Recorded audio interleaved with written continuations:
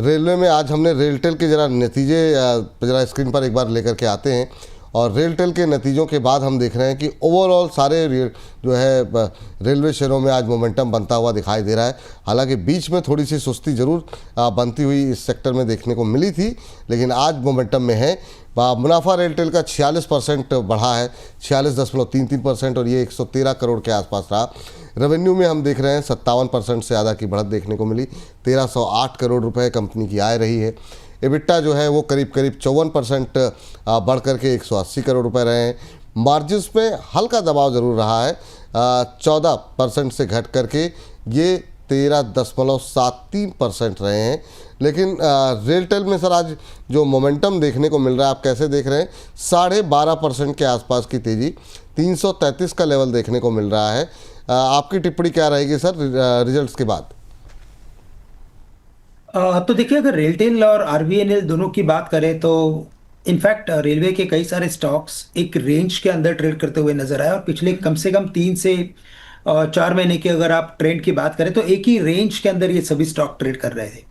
हमें लगता है कि इन लेवल से भी रेलटेल में थोड़ी और तेजी देखने मिल सकती है, लेकिन ट्रेडिंग करना मुझे लगता है कि थोड़ा सा मुश्किल होगा, क्योंकि काफ़ी हाई बीटा स्टॉक है, और जैसे ही मार्केट में थोड़ा सा भी सेल ऑफ आता है तो इन स्टॉक्स में अच्छी खासी हमें गिरावट देखने मिलती है। तो मैं यही कहूँगा कि अगर इसमें इन्वेस्टमेंट्स करना हो, लंबी अवधि का नजरिया हो, तो बिल्कुल करंट लेवल से खरीदें।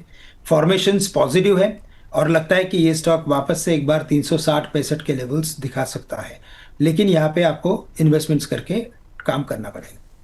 जी, चलिए, तो ये बात अभी सर, लेकिन अगर टेक्निकल बेसिस पे एक एक शेयर पे बात करेंगे सर, क्योंकि 10-11 मिनट का ये हमारा सेगमेंट जो है ये हम अलग से अपलोड करेंगे। रेलटेल पे कोई गुंजाइश है फ्रेश एंट्री की लेकर के, या फिर जिनके पास है कहाँ पे उनको प्रॉफिट बुक करना चाहिए? क्या सजेशन रहेगा सर आपका? नहीं, तो देखिए, रेलटेल में वैसे देखा जाए तो आज के दिन में काफ़ी चल चुका है। अगर कोई भी करेक्शन अगर आता है इसमें, पकड़ लीजिए कि तकरीबन 320-22 के करीब अगर आता है बिकॉज ऑफ एनी रीजन, तो वहाँ पे लॉन्ग की पोजीशंस बनाए। बट लगता है कि ये स्टॉक जो है, ये कंपनी जो है वो 360-65 के लेवल्स दिखा सकता है।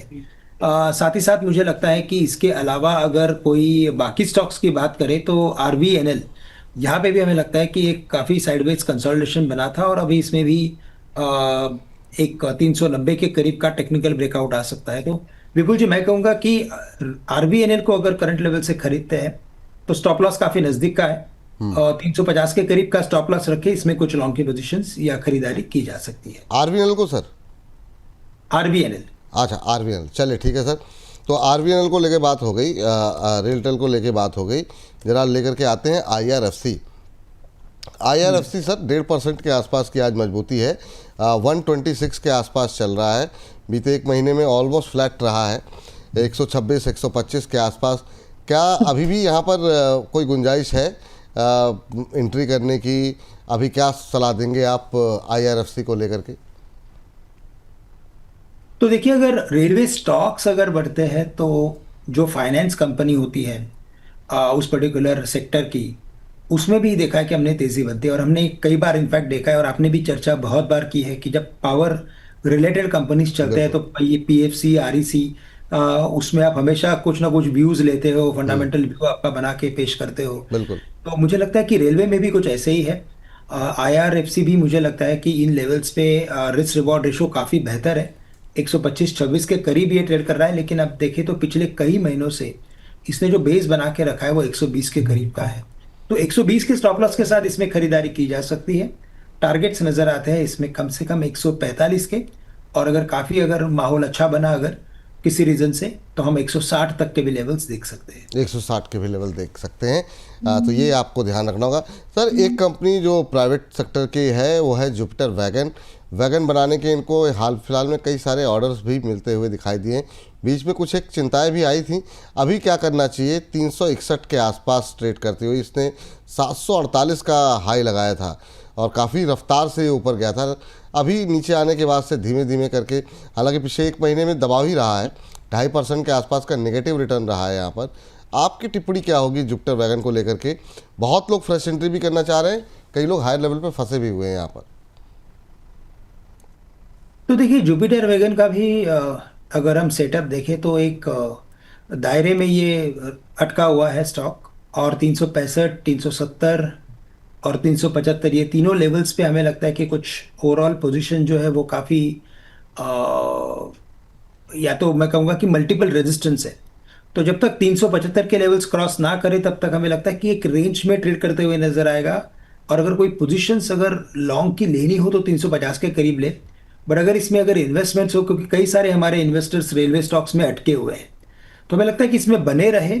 हमें लगता है कि इवेंचुअली ये भी स्टॉक एक बार 400 रुपए के करीब आ सकता है। तो ओवरऑल देखिए तो 10 से 15% की तेजी रेलवे स्टॉक्स में नजर आ रही है। 10 से 15% की तेज़ी यहाँ पर देखने को मिल सकती है। टीटागढ़ वैगन जो है, टीटागढ़ को लेकर के जरा एक नज़र लेते हैं क्या स्थिति देखने को मिल रही है। ये भी 1.5% ऊपर और इंट्राडे हाई पर ही ट्रेड करता हुआ इस समय 758 का लेवल यहाँ पर देखने को मिल रहा है। इसमें दबाव ज़्यादा रहा है टीटागढ़ में, पिछले एक महीने में 6-6.5% करेक्ट हुआ है। क्या स्थिति होनी चाहिए सर? कैसे देख रहे हैं आप टीटागढ़ को सर इस समय? बिल्कुल। तो देखिए यहाँ पे भी टीटागढ़ वैगन में इनफैक्ट हमने एक्सपेक्टेशन से कुछ ज़्यादा ही बिकवाली देखी, ज़्यादा गिरावट देखी। और इनफैक्ट मुझे तो लग रहा था कि ये स्टॉक 1,000 रुपए के करीब स्टेबल हो जाएगा, लेकिन उसके बाद भी ये काफ़ी करेक्शन में आया है। बट साथ ही साथ मैं कहूँगा कि जो ओवरऑल इसके जो न्यूज़ फ्लो बने थे वो भी थोड़े से नकारात्मक थे और इसी वजह से स्टॉक गिरा था। अभी जैसे मार्केट में ओवरऑल थोड़ी स्टेबिलिटी आ रही है, सेक्टर में थोड़ा सा इंटरेस्ट उभर के आ रहा है। तो हमें लगता है कि इसमें राइट नाउ कोई ट्रेडिंग पोजीशंस तो बनाने की कोशिश ना करें, क्योंकि स्टॉक रिलेटिवली काफ़ी अंडर परफॉर्म कर रहा है। लेकिन हमें लगता है कि ये स्टॉक ग्रेजुअली बढ़ते हुए नजर आएगा। तो इसमें अगर इन्वेस्टमेंट्स हो तो उसमें बने रहे, और ट्रेडिंग पोजीशंस मैं कहूँगा कि फिलहाल एक बार अवॉइड करें। अवॉइड करें, वो ज़्यादा बेहतर रहेगा सर। एक कंपनी जो कि डिफेंस में भी जब आपसे बात हुई थी तो बात कर रहे हैं, रेलवे का भी फ़ायदा, इसको रेल के फ़ायदे भी मिलते रहते हैं, वो है BML। BML पे सर अच्छा मोमेंटम बनता हुआ दिखाई दिया है, क्योंकि दोनों सेक्टर में कंपनी है। आज भी 1.25% के आसपास की मजबूती देखने को मिल रही है।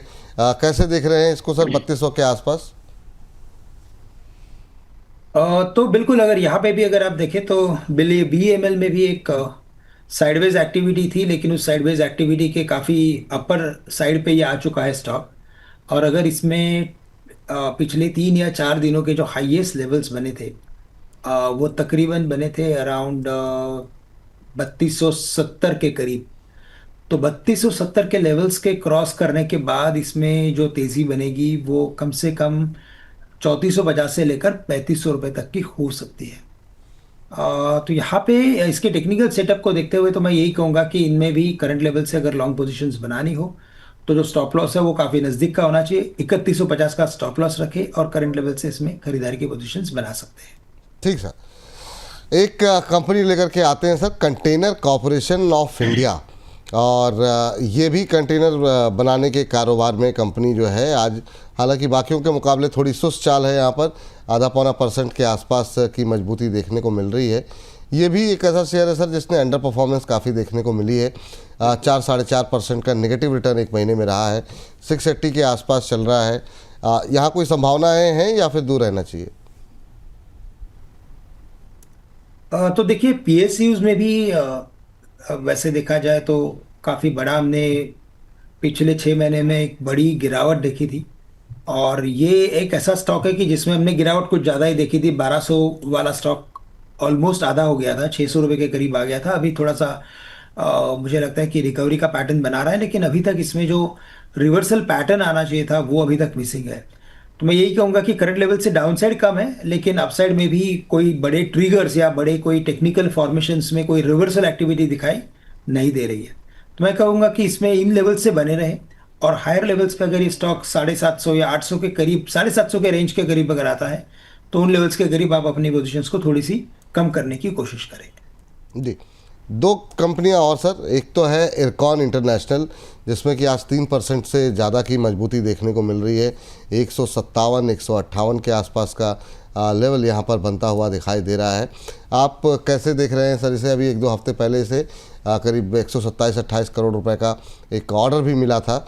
आपकी टिप्पणी क्या होगी सर, अभी की सिचुएशन में क्या करना चाहिए? तो देखिए इरकॉन में भी इनफैक्ट डिलीवरी बेस्ड वॉल्यूम बढ़ते जा रहा है। और जो वॉल्यूम है उसमें भी जब भी इस पर्टिकुलर स्टॉक में स्पाइक आते हैं, यानी कि हायर लेवल्स पे कोई रिबाउंड करंट लेवल से अगर हायर लेवल्स का कोई अगर स्पाइक अगर आता है तो उसमें वॉल्यूम्स बढ़ते हुए नजर आते हैं। इसका मतलब ये है कि इसमें बाइंग इंटरेस्ट इमर्ज हो रहा है। और ये स्टॉक अपने जो अभी करंट रेंज में है 160 और 140 के, मुझे लगता है इस रेंज को ये चेंज करते हुए नजर आएगा। तो 160 के करीब बड़ा रेजिस्टेंस है। उस लेवल के ऊपर अगर ये सस्टेन होता है तो फिर हम 180 तक के लेवल्स देख सकते हैं। बट ओवरऑल फॉर्मेशन अभी भी मुझे लग रहा है कि थोड़ा कंसोलिडेशन वाला ही है। तो इसमें ट्रेडिंग पोजीशंस ना बनाए, इन्वेस्टमेंट्स हो तो उसमें बने रहे। ठीक सर। एक कंपनी और सर लास्ट जो है इस सेक्टर की, वो मतलब लास्ट तो नहीं पर मतलब हमारी तरफ से चर्चा को ही विराम देने का वक्त हो गया है। वो है IRCTC। इसने सर बाकियों के मुकाबले जब पूरा सेक्टर चल रहा था तब भी नहीं चला ये शेयर। अब जबकि मोनोपोली है इस कारोबार में और कोई है नहीं, उसके बावजूद सुस्त चाल रही सर इसकी। 1% के आसपास की आज मजबूती देखने को मिल रही है। हालांकि अभी पिछले एक महीने में इसने बाकियों के मुकाबले थोड़ी आउट परफॉर्मेंस दिखाई है, 4% का पॉजिटिव रिटर्न रहा है। 758 के आसपास कैसा लग रहा है आपको? तो देखिए, मुझे लगता है कि इसमें काफी अच्छा एक सस्टेनेबल ट्रेंड इमर्ज हुआ है। पिछले 4 या 5 दिनों में थोड़ा कंसोलिडेशन या करेक्शन देखने मिला है, लेकिन ओवरऑल हमें लगता है कि ये भी जो स्टॉक है वो 820-25 के लेवल्स दिखा सकता है। तो अपसाइड वैसे कम है, लेकिन करंट लेवल से तो मैं कहूँगा कि बढ़िया सपोर्ट है। 750-60 के करीब अच्छा सपोर्ट है इसमें। कोई भी करेक्शन अगर इन लेवल से भी अगर आता है तो मुझे नहीं लगता कि ये स्टॉक 730 रुपये के नीचे सस्टेन होगा।